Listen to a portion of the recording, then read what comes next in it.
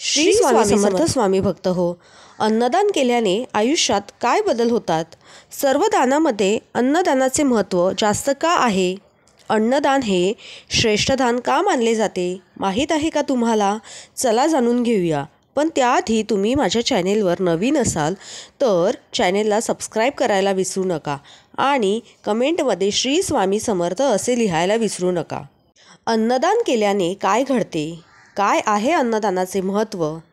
चला जाणून घेऊया. नमस्कार स्वामी भक्त हो. आपल्या हिंदू संस्कृतीत दान करण्याचे खूप महत्त्व आहे.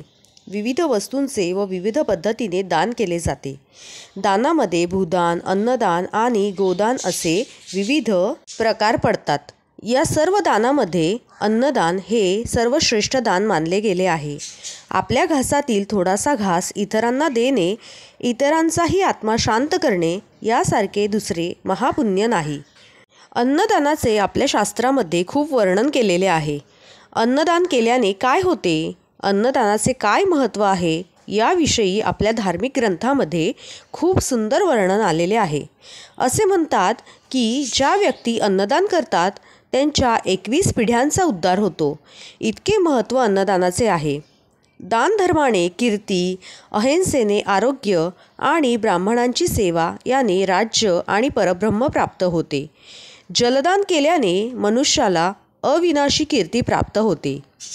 अन्नदान केल्याने मनुष्याला कामातून पूर्ण समाधान मिळते. दानशूर व्यक्तीला जीवनातील अर्थ, काम आणि मोक्ष सर्व काही मिळते. कलियुगात कितीही दान दिले तरी ते मोक्षच असते. तुलसीदासजींनी म्हटले आहे की दानाच्या वैभवाला अंत नाही. कर्णासारखा दान करता जगात कोणी नाही. तिन्ही लोकांमध्ये अन्नदानासारखे श्रेष्ठ असे इतर कोणतेही करणे दान नाही. अन्नदान करणे म्हणजे वास्तविक प्राणदान करण्यासारखेच आहे. अन्नदान हे एक असे दान आहे तेथे दाता म्हणजे देणारा आणि भोक्ता म्हणजे घेणारा. दोघेही प्रत्यक्ष रूपाने संतुष्ट होतात. तसेच इतर दानाचे फळ तात्काळ मिळत नाही. त्याशिवाय ते अप्रत्यक्ष असते. आज जर आपण दान देण्यास समर्थ आहोत, अर्थात आपल्याकडे दान करण्या इतकी संपत्ती आहे, तर तात्काळ अन्नदान करावे आणि पुण्यप्राप्ती करून घ्यावी. कारण देवी लक्ष्मी ही चंचल आहे. ती आपल्यावर कधी रुसेल आणि आपल्याकडून कधी निघून जाईल हे सांगता येत नाही. म्हणून आपले जेवढे सामर्थ्य असेल त्याप्रमाणे आपण लगेचच दान करायला सुरुवात करावी. असे म्हणतात की अन्नदान केल्याने आपल्या घरात बरकत येते.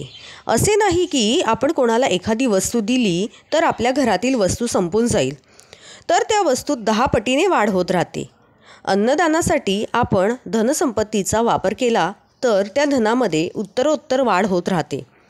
अन्नदानासाठी दिलेले धन कधीही कमी होत नाही, तर वाढतच राहते. अन्नामुळे धन व ऊर्जा प्राप्त होते. अन्नामुळेच आपले प्राण टिकून राहतात. म्हणूनच अन्नदान करणारी व्यक्ती प्राणदाता तसेच सर्वस्व प्रदान करणारी मानली जाते. भुकेल्या व्यक्तीला अन्न देणे आणि भगवंताच्या नामाचे नामस्मरण करणे या 2च अशा गोष्टी आहेत ज्या आपल्याला मृत्यूनंतरही परलोकात उपयोगी पडतात. म्हणून जेव्हा जेव्हा शक्य होईल तेव्हा तेव्हा अन्नदान जरूर करा. अन्नदानाचे महत्त्व नेमके काय आहे? अन्नदान करणाऱ्या व्यक्तीच्या 21 पिढ्यांचा उद्धार होतो. अन्नदान सर्वात श्रेष्ठ दान आहे. अन्नदानाच्या पुण्यामुळेच राजा रती देवास स्वर्गलोकाची प्राप्ती झाली.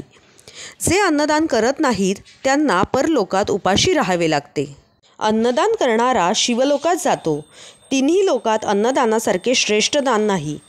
अन्नदान करणारा वास्तविक प्राणदान करणारा असतो. अन्नदान हे असे दान आहे जेथे दाता भोक्ता असे दोघेही प्रत्यक्ष रूपात संतुष्ट होतात. इतर सर्व दानाचे फळ अप्रत्यक्षपणे मिळते. जोपर्यंत दान देणारा व दान घेणारा यांना तहानभुकेच्या भावनेचा अनुभव येत आहे तोपर्यंत अन्नदानापेक्षा श्रेष्ठ असे दुसरे कोणतेही दान नाही. लक्ष्मी रुसून केव्हा आपल्याकडे पाठ फिरवेल हे सांगता येणार नाही.